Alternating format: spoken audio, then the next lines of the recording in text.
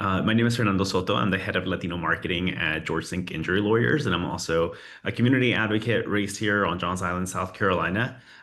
Just trying to blend in the Latino culture. I'm Lana Kleiman. I'm the executive director of Charleston Legal Access. CLA is South Carolina's first and only sliding scale nonprofit law firm.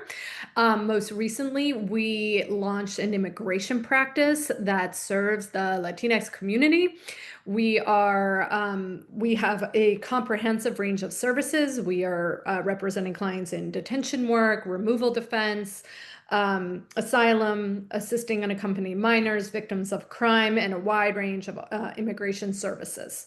We have bilingual staff, including a bilingual immigration attorney, and intake and outreach coordinator. So, Fernando, we there's been a lot going on in the news. There's been a lot going on in our own communities, and I was hoping you share a little bit about what is the immigration landscape right now in the Tri-County area. What are you seeing? Yeah, there's been a lot happening since the start of the year. The immigration landscape has shifted quite a bit here in the Low Country, and not necessarily for the better. Things have gone a little bit more silent than, the first 6 months of the year, when a lot of these, larger scale raids and a lot of incidents of ICE impersonators started to happen.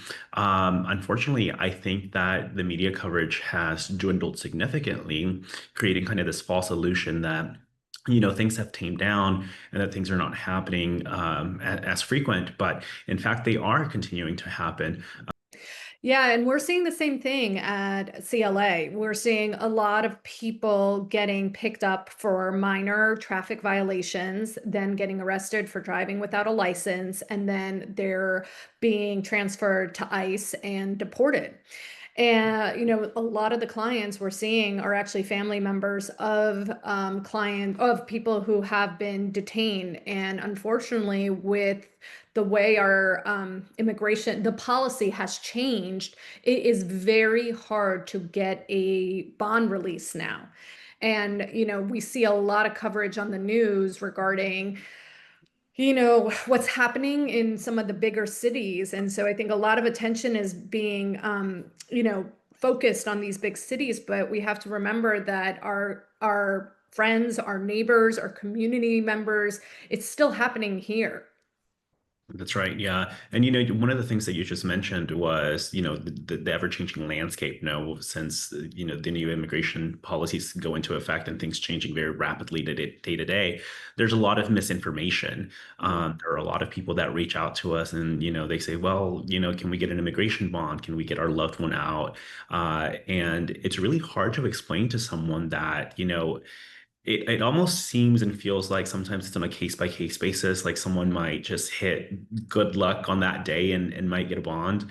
But also trying to explain to people that there's a lot of things that go into consideration, right? I've heard of people that have been here a little longer have a different process versus people that have been here for under 2 years. And so trying That's to right. explain that to the undocumented community has been really challenging because there doesn't seem to be really a set of guidelines which everyone abides by, and it's just creating a lot of chaos. It is. There is a lot of misinformation. And I think a lot of times we see clients who will tell us that they've actually gone to numerous attorneys to get consults. And some attorneys are willing to say, yes, we will do this for you, and it will cost a certain amount of money. And it's not that. Yes, these attorneys can file for a bond, but the point is that it might be pointless because the chances of them getting that bond is very low. And so that is one of the things we stress here at CLA is we try to provide honest consultations. We provide, we try to clarify, we try to explain the current landscape, the current policies, what we see is happening in the courts, and really explaining to our clients, the pros and cons of pursuing one form of relief or potential form of relief versus maybe saving their money and not, pursuing that. Yeah, it's really disheartening. We do, and this was happening, even before all this chaos, but it's just been exacerbated now, where people do get taken advantage a lot. Like you said, some of these immigration practices. I mean, the fees are pretty hefty. Upwards of $10,000 plus. So I think what CLA is doing by serving the community with a sliding scale and having that honest conversation is really helpful because we're also talking about a community that they're not making a lot of money. These are people that are just hardworking parents trying to provide for their family, working maybe two jobs. So trying to come up with $10,000 for a maybe slim chance is really disheartening. Yeah, and that's why, we started this practice in the first place. We realized that there was a great need in our community for not just affordable legal services, but reliable and quality legal services to serve the growing Hispanic population in our community. Right? The population is just increasing and growing, and these are individuals and families who have become really the bedrock of our communities, doing essential work, essential jobs, and now are being targeted and living in fear. So our goal is to provide, the affordable quality legal representation that every person deserves. Yeah, certainly. I think some of the biggest challenges that people are facing is that sense of security, that sense of safety, right? There are a lot of people in our community who are afraid to go to work, who are afraid to take their kids to school, who are afraid to, go about their day-to-day life, to go to the doctor's appointments, to go grocery shopping. Obviously, because, they might not have a valid driver's license. There's been also an increasing number of people who are sharing with me who are legal residents, permanent residents, or citizens that are concerned about their own safety, because of what's happening in larger cities, people being targeted merely because of the accent, color of the skin. That presumption of someone being Latino has really heightened people's fears to be out in public. The Latin American Festival that happens here in Charleston County, the people that are attending those types of festivals, the numbers are decreasing from years past because people are just concerned that we're going to see these large raids that have happened across the country, in which we had one here at the beginning of June. So those challenges are really affecting the community, undocumented or not. But just by and large, the Latino community as a whole is really feeling the effects of what's happening on a nationwide scale. Now, do you have any advice or recommendations for the community of what they can do to either feel safer, feel protected? What advice would you give to the Latino community right now? Yeah, I've been trying to send as many people over as I can over to Charleston Legal Access because I think one of my biggest recommendations for Latinos is trying to get legal advice to see if they have a possible route for a legal for a pathway to citizenship, or if you are a permanent resident and you haven't become a citizen, maybe this is the time for you to become a citizen because for at least for the time being, it provides that added layer of security that if something does happen to you, at least now you have lawful status or you are a citizen. So, there's a greater expansion of safety within our constitutional rights. But it's always for people to look for attorneys that are trusted, to ask people in the community that have been to those attorneys. And more importantly, to be cautious of people who are notaries, because there's been an uptick, which it has always been a problem in our community, but there's been an uptick, especially in these Facebook groups, of people offering their notary services to fill out immigration applications. And I cannot stress enough how dangerous and irresponsible that can be, because you're an attorney and you know that, people's life, could be completely changed if something goes missing on one of those forms or if it's filled out incorrectly. And also, like, it's not a one size fits all, right? Like, different people came here for different reasons through different methods, and that all affects the process. So I'm constantly telling people, I can't give you legal advice. I'm not an attorney. I'm not an expert on immigration. But you need to consult with someone who is a licensed attorney and has a reputation of being there for immigrants. I couldn't agree more. We've even seen cases of notarios filling out paperwork, applications incorrectly for clients, or even fraudulently making up false claims, which is very serious, under immigration law. And it's very hard to try to clean up that kind of issue or that mess. And these clients are now in the system, right? They're in the removal proceedings, or they're in the system, and it's very hard on the back end to try to clean it up, as opposed to from the front end, do it correctly. And so I agree with your recommendation. Please be careful. Do not go to notarios for legal help. Find trusted attorneys that you can go to for help. Charleston Legal Access provides those safe and trusted services.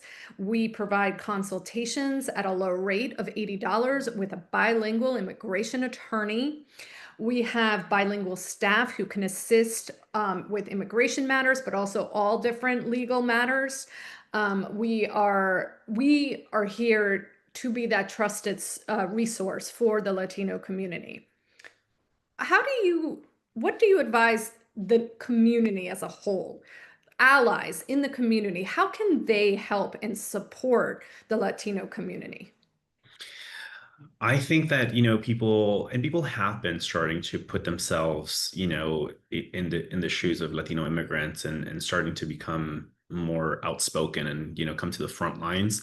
But I think it takes more people to do that, because we're talking about our friends, we're talking about our neighbors, people that, we send our kids to school with. And I think it takes all of us to try to create a protective environment. The community can do things like supporting Charleston Legal Access and their mission to providing, affordable legal services to the community. And truthfully, I think that's probably the best way. I mean, in my mind, if we can get the most amount of people on a pathway to a legal status, to a lawful status in this country, then we're providing them, that peace of mind. But more importantly, you guys are doing something that is going to keep their family together, right? Because now, if a parent has a driver's license, they have a work permit, that means that if they get pulled over, maybe for a speeding ticket, they're going to be on their way. They'll pay the ticket, but they won't risk, their family being separated. So I cannot stress enough how important it is to support organizations like Charleston Legal Access, and the South Carolina ACLU, that is really advocating and trying to teach people through Know Your Rights presentations, which you guys are doing as well, for people to stay protected, to stay tight, and to share good information, factual information amongst our communities. Yes. And at CLA, not only are we providing immigration services, but we can also assist with preparing power of attorney documents that can ensure if a family member is detained or deported, that their assets are protected, their children are protected.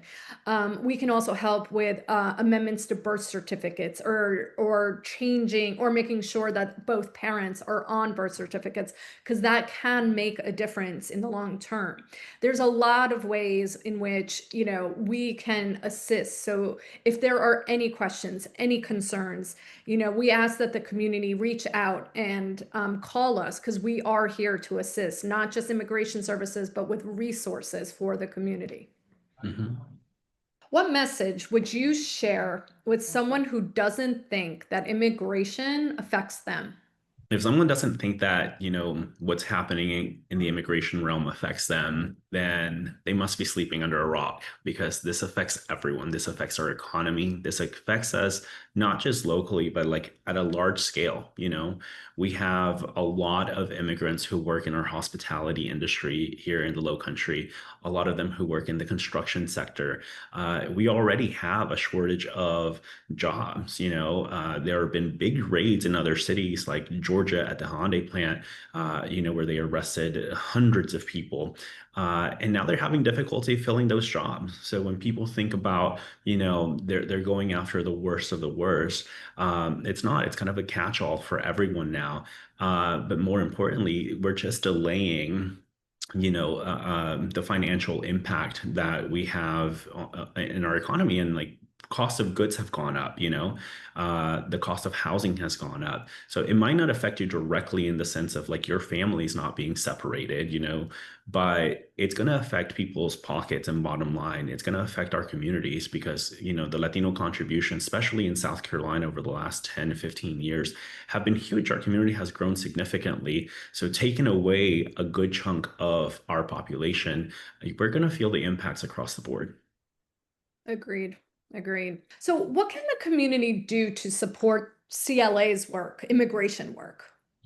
Yeah, I think they can get involved, especially if you have a network of other people that want to get involved. Like reach out to Charleston Legal Access, set up a fundraiser, or maybe you guys want to know more about it and get more in-depth knowledge about, how the immigration system works.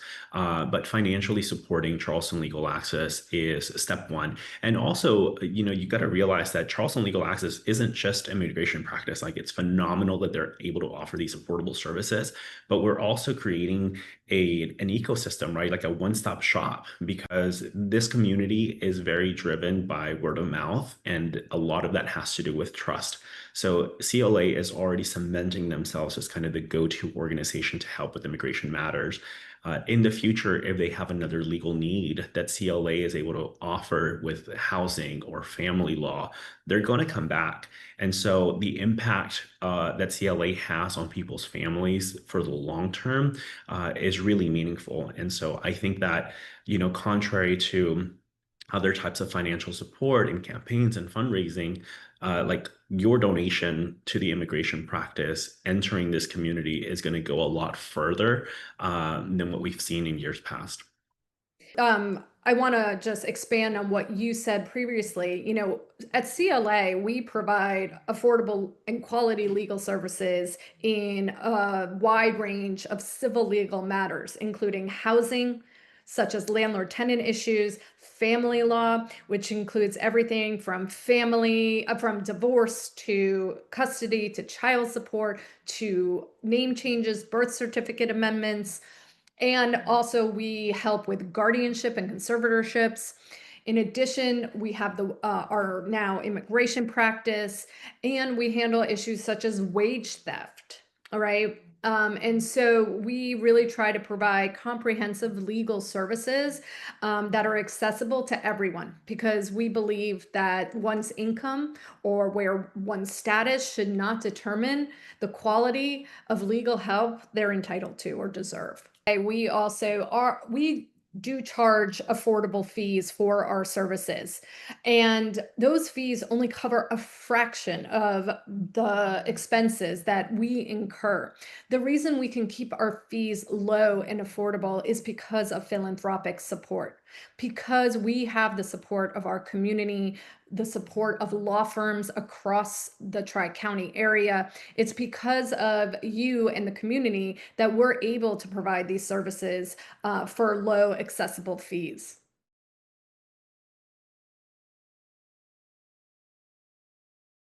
If you are looking for legal assistance, please reach out to Charleston Legal Access. We do intakes over the phone. Our number is 843-640-5980.